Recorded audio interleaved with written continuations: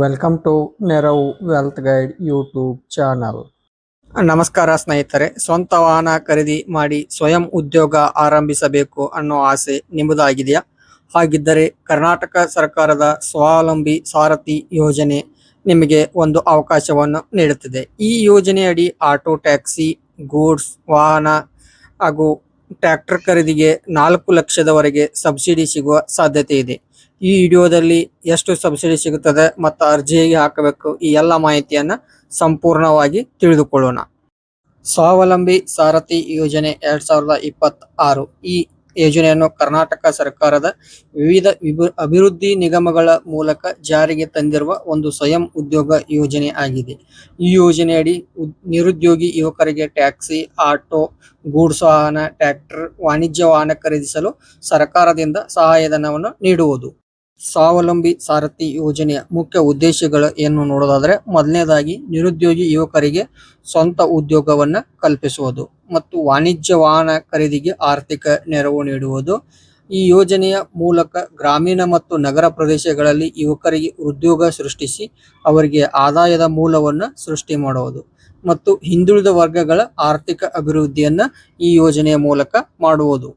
ಈ ಸ್ವಾವಲಂಬಿ ಸಾರಥಿ ಯೋಜನೆಯನ್ನು ಸರ್ಕಾರದ ವಿವಿಧ ಅಭಿವೃದ್ಧಿ ನಿಗಮಗಳ ಮೂಲಕ ಜಾರಿಗೊಳಿಸಲಾಗಿದೆ. ಅವು ಯಾವುವು ಎಂದು ನೋಡೋದಾದ್ರೆ, ಮೊದಲನೇದಾಗಿ ಕರ್ನಾಟಕ ಅಲ್ಪಸಂಖ್ಯಾತರ ಅಭಿವೃದ್ಧಿ ನಿಗಮ ಹಾಗೂ ಡಾಕ್ಟರ್ BR ಅಂಬೇಡ್ಕರ್ ಅಭಿವೃದ್ಧಿ ನಿಗಮ ಮತ್ತು ದೇವರಾಜ್ ಅರಸು ಹಿಂದುಳಿದ ವರ್ಗಗಳ ಅಭಿವೃದ್ಧಿ ನಿಗಮ ಮತ್ತು ಪರಿಶಿಷ್ಟ ಪಂಗಡ ಅಭಿವೃದ್ಧಿ ನಿಗಮ. ಈ ಅಭಿವೃದ್ಧಿ ನಿಗಮಗಳ ಮೂಲಕ ಈ ಯೋಜನೆಯನ್ನು ಜಾರಿಗೊಳಿಸಲಾಗಿದೆ. ಈ ಸ್ವಾವಲಂಬಿ ಸಾರಥಿ ಯೋಜನೆಗೆ ಅರ್ಜಿ ಸಲ್ಲಿಸಲು ಕೆಲವೊಂದು ಅರ್ಹತೆಗಳಿವೆ.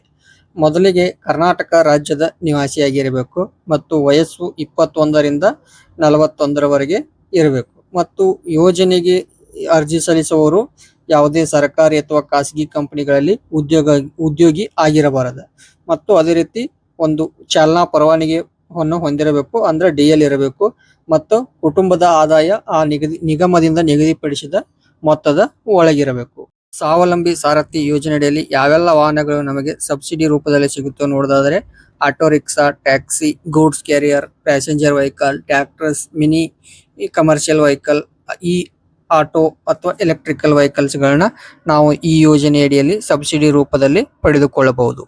ಈ ಸ್ವಾವಲಂಬಿ ಸಾರಥಿ ಯೋಜನೆ ಅಡಿಯಲ್ಲಿ ಸಬ್ಸಿಡಿ ಎಷ್ಟು ಸಿಗುತ್ತದೆ ಅಂತ ನೋಡೋದು ಅಂತಂದ್ರೆ, ಮೊದಲಿಗೆ ಸಾಮಾನ್ಯ ವರ್ಗದ ಫಲಾನುಭವಿಗಳಾಗಿದ್ರೆ ಅವರಿಗೆ 50% ಸಬ್ಸಿಡಿ ದೊರೆಯುತ್ತದೆ. ಅದೇ ರೀತಿ SC/ST ವರ್ಗದ ಫಲಾನುಭವಿಗಳಾಗಿದ್ರೆ ಅವರಿಗೆ 70% ತನಕ ಸಬ್ಸಿಡಿ ದೊರೆಯುತ್ತದೆ. ಈ ಸಬ್ಸಿಡಿ ಯೋಜನೆಯಲ್ಲಿ ಗರಿಷ್ಠ 4 ಲಕ್ಷದವರೆಗೆ ಸಬ್ಸಿಡಿಯನ್ನು ಪಡೆದುಕೊಳ್ಳಬಹುದು ಮತ್ತು ಈ ಯೋಜನೆಯು ಜಿಲ್ಲೆ ಮತ್ತು ಯಾವ ನಿಗಮದಿಂದ ಅರ್ಜಿಯನ್ನು ಸಲ್ಲಿಸ್ತಾ ಇದ್ದಾರೆ ಅದರ ಮೇಲೆ ಆ ಅಮೌಂಟ್ಗಳು ಚೇಂಜ್ ಆಗುತ್ತೆ. ಈ ಸ್ವಾವಲಂಬಿ ಸಾರಥಿ ಯೋಜನೆ ಅಡಿಯಲ್ಲಿ ಅರ್ಜಿಯನ್ನು ಹೇಗೆ ಸಲ್ಲಿಸುವುದು ಎಂದು ನೋಡೋದಾದ್ರೆ, ಮೊದಲು ಯಾವ ನಿಗಮದಿಂದ ಅರ್ಜಿಯನ್ನು ಕರೆದರೆ ಆ ನಿಗಮದ ಅಧಿಕೃತ ವೆಬ್ಸೈಟ್ ನಲ್ಲಿ ನಾವು ಅರ್ಜಿಯನ್ನು ಸಲ್ಲಿಸಬೇಕು. ಮೊದಲಿಗೆ ನೋಂದಣಿ ಮಾಡಿಕೊಂಡು ನಮ್ಮ ಪೂರ್ತಿ ವಿವರಗಳನ್ನ ಅಪ್ಲೋಡ್ ಮಾಡಬೇಕು. ಅದೇ ರೀತಿ ದಾಖಲೆಗಳನ್ನು ಕೂಡ ಸಲ್ಲಿಸಬೇಕಾಗಿರುತ್ತೆ. ಉದಾಹರಣೆಗೆ ಜಾತಿ ಆದಾಯ ಪ್ರಮಾಣ ಪತ್ರ, DL, ಡೊಮೆಸೈಲ್ ಸರ್ಟಿಫಿಕೇಟ್ ಮತ್ತು ನೀವು ಯಾವ ವಾಹನ ಖರೀದಿ ಮಾಡ್ತಾರೆ ಅದರ ಕೊಟೇಶನ್ಗಳನ್ನ ಅಪ್ಲೋಡ್ ಮಾಡಿದ ನಂತರ ಬ್ಯಾಂಕ್ ಮತ್ತು ಇಲಾಖೆ ಪರಿಶೀಲನೆ ಮಾಡುತ್ತಾರೆ. ಇನ್ನು ಈ ಯೋಜನೆಗೆ ಆಯ್ಕೆ ಪ್ರಯೋಗ ನಡೀತದೆ ಅಂತಂದ್ರೆ, ಇಲ್ಲಿ ನೀವು ಸಲ್ಲಿಸಿದ ದಾಖಲೆಗಳನ್ನ ಬ್ಯಾಂಕ್ ಮತ್ತು ನೀವು ನಿಗಮ ಮಂಡಳಿಗಳು ನಿಮ್ಮ ದಾಖಲಾತಿಗಳನ್ನ ಪರಿಶೀಲನೆ ಮಾಡ್ತಾರೆ. ಅಂದ್ರೆ ಜಾತಿ ಆದಾಯದ ಪ್ರಮಾಣ ಪತ್ರಗಳನ್ನ ಮತ್ತು ಬ್ಯಾಂಕ್ ಸಾಲದ ಮಂಜೂರಿ ನಂತರ ಇವನ್ ಮಾಡಿದ ನಂತರ ನಿಗಮ ಮಂಡಳಿಯಿಂದ ಸಬ್ಸಿಡಿ ಹಣ ನಿಮ್ಮ ಖಾತೆಗೆ ಜಮಾ ಆಗುತ್ತೆ. ನಂತರ ನೀವು ವಾಹನವನ್ನ ಖರೀದಿ ಮಾಡೋದಿರುತ್ತೆ. ಅದೇ ರೀತಿ ಈ ಯೋಜನೆಯ ಪ್ರಮುಖ ಲಾಭಗಳನ್ನು ನೋಡಿದ್ರೆ, ಸ್ವಂತ ಉದ್ಯೋಗ ಆರಂಭಿಸಬಹುದು ಮತ್ತೆ ಅವರಿಗೆ ಸ್ಥಿರ ಆದಾಯ ದೊರೆಯುತ್ತದೆ, ಸರ್ಕಾರದ ಅನುದಾನ ಸಿಗುತ್ತದೆ ಮತ್ತು ಬ್ಯಾಂಕ್ ಸಾಲದ ನೆರವು ಸಿಗುತ್ತದೆ ಮತ್ತು ಕುಟುಂಬದ ಆರ್ಥಿಕ ಪರಿಸ್ಥಿತಿಗಳ ಸುಧಾರಣೆ ಆಗುತ್ತವೆ. ಈ ಸ್ವಾವಲಂಬಿ ಸಾರಥಿ ಯೋಜನೆ ಸಬ್ಸಿಡಿ ಪಡೆಯಲು ಕೆಲವೊಂದು ಅಂಶಗಳನ್ನ ನಾವು ಗಮನದಲ್ಲಿ ಇಟ್ಟುಕೊಳ್ಬೇಕು. ಮೊದಲನೇದಾಗಿ ಈ ವಾಹನವನ್ನ ಸಬ್ಸಿಡಿ ರೂಪದಲ್ಲಿ ಪಡೆದ ವಾಹನವನ್ನ ವಾಣಿಜ್ಯ ಬಳಕೆಗೆ ಮಾತ್ರ ಬಳಸಬೇಕು.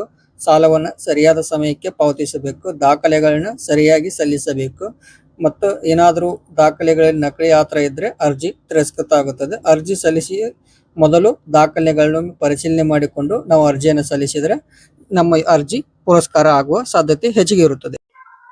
ಈ ವಿಡಿಯೋ ನಿಮಗೆ ಇಷ್ಟವಾದರೆ ಲೈಕ್ ಮಾಡಿ, ಶೇರ್ ಮಾಡಿ ಮತ್ತು ನಮ್ಮ ಚಾನೆಲ್ ಅನ್ನು ಸಬ್ಸ್ಕ್ರೈಬ್ ಮಾಡಿ. Thank you.